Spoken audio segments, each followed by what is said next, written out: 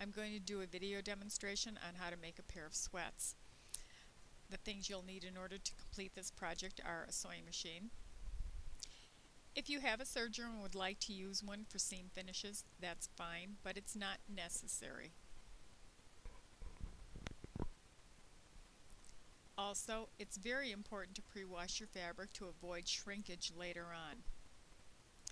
There are a number of notions that you'll need in order to complete this project. You'll need thread, elastic for the waistband. At least 1 inch wide elastic is good. I like the drawstring elastic, but it's not necessary. Pins to pin the layers of fabric together. A tape measure for measuring your waist. A cutting shears.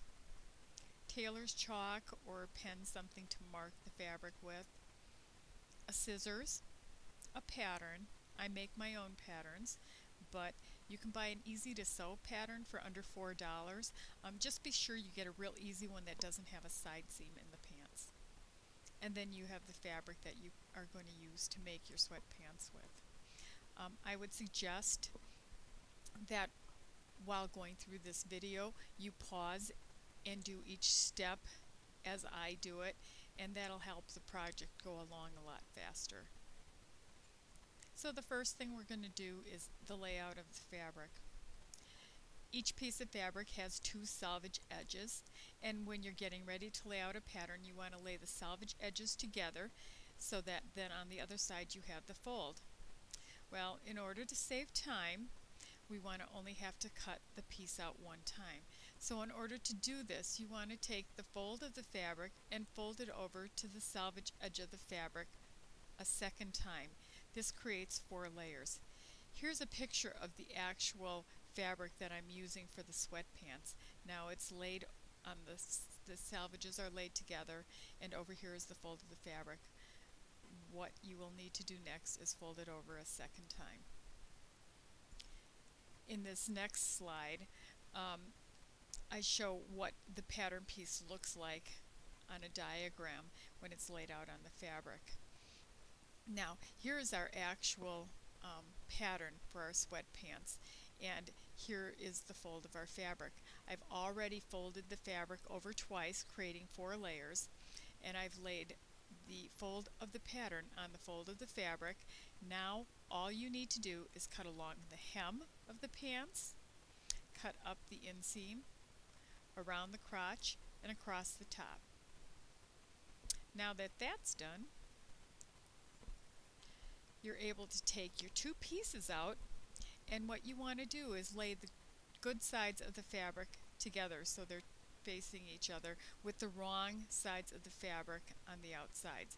So this is the wrong side of the fabric right here, and you lay them out together, and we're going to now match the crotch seams. So at the waistline, match the crotch down to the inseam and pin it, and do that to both sides of your pattern like so.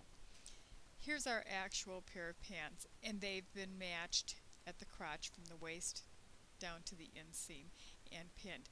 Now you want to go to your sewing machine and start at the top waist and sew all the way down to the crotch. Go ahead and do that, and we'll go on to our next slide. Here we're going to determine the front and the back of the pants.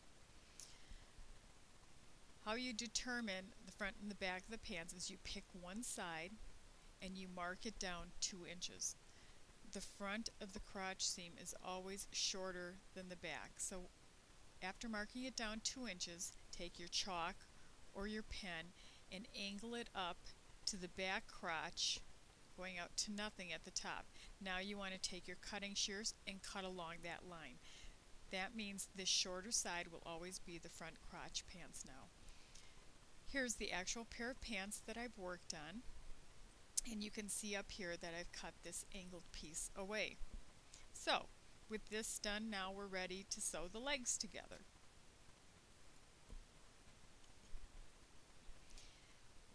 Now it's time to sew the inseam of the pants. So what you want to do is you want to take the crotch seams where it meets the inseam, and you want to pin the front and the back of the crotch seam together, and then pin down to the hem of one side of the leg, and then pin down to the hem of the other side of the leg.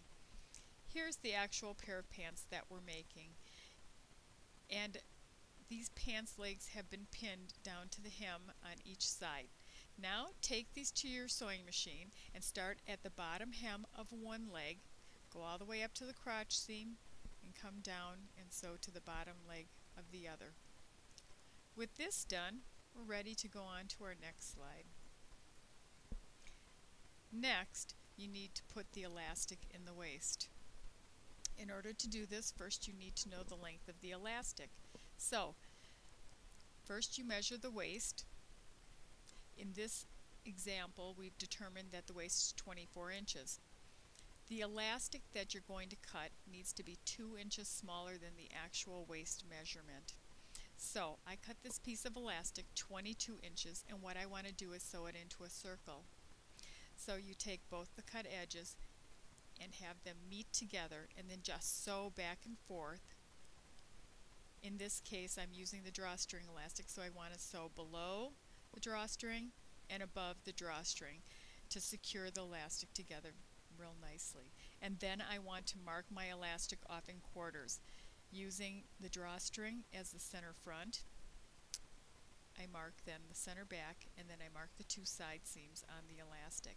And then I do the same thing to the pair of pants that I've already sewn together, keeping in mind that I've already determined what is the front crotch seam and what is the back.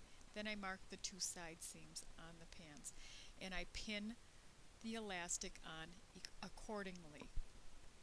Once that's done, you're ready to sew the elastic to the waist of the pants. I want to start in the center front crotch area of the pants. That's where the drawstring elastic is going to, the 2 drawstrings from the elastic is going to come out. So what I do is I place my needle through the elastic and the fabric, and then I bring the pressure foot down to hold the pants in place. You can see there's some excess fabric here below this piece of elastic. In this second picture, I'm showing how I'm pulling the pants to take up the excess fabric down here, stretching the elastic until it fits snugly with the fabric of the pants in the waist.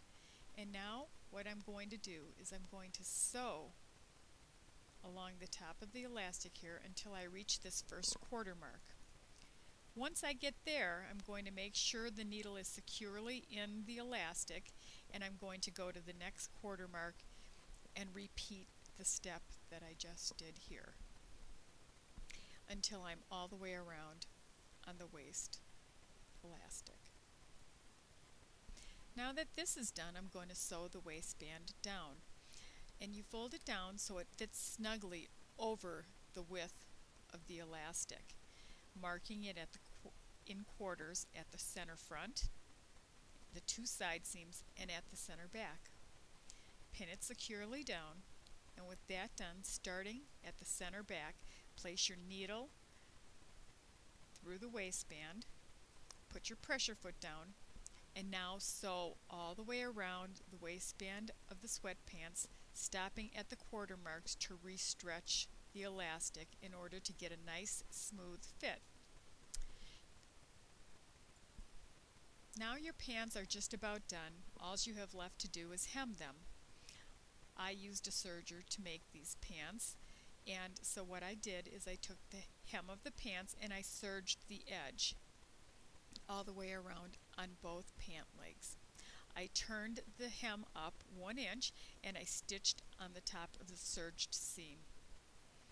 I did that to both pant legs, and now my pants were ready to try on. This is my daughter with her new pair of sweatpants, and they fit her very nicely. You should be able to complete this project in about 1 hour.